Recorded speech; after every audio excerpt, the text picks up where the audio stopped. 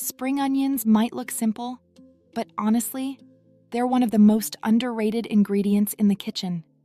They add freshness, sweetness, and so much flavor with almost no effort. And today, I'm showing you how to use, cook, and store them properly so you can get the most out of every bunch.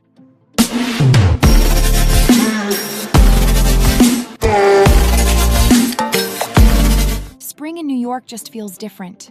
The markets get greener, the air feels lighter, and suddenly, spring onions are everywhere. And honestly, they might be one of the most underrated ingredients in the kitchen. Today, we're diving into how to use, cook, and store these seasonal green gems. There's something special about spring onions. They're fresh, slightly sweet, and full of flavor, perfect for that transition between winter comfort food and lighter spring dishes. And the best part? Every part of the spring onion can be used. The white bulbs are sweeter and perfect for cooking, while the green tops add brightness and freshness at the end. When buying spring onions, look for firm white bulbs and vibrant green stalks. Freshness makes a huge difference, and once you bring them home, storing them properly helps them last longer. One of the easiest methods is wrapping them loosely in a damp paper towel and storing them in the fridge inside a reusable bag. And don't throw away the roots. Place them in a glass of water near sunlight, and they'll actually regrow within days. Simple, sustainable, and surprisingly satisfying. Now, when it comes to cooking, spring onions completely transform depending on how you use them.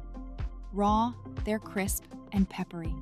Cooked, they become soft, sweet, and almost buttery. One of my favorite ways to use them is in a ginger scallion oil. Just combine chopped spring onions, fresh ginger, and salt, then pour hot oil over the top. The second the oil hits, everything starts sizzling and releasing this incredible aroma. It's simple, but packed with flavor, and you can use it on almost anything: noodles, rice bowls, tofu, vegetables, even warm rice. What I love most about spring onions is how versatile they are. They're not flashy ingredients, but they quietly make everything taste better. So next time you're at the market, grab an extra bunch. Because once you start cooking with spring onions properly, you'll want them in everything.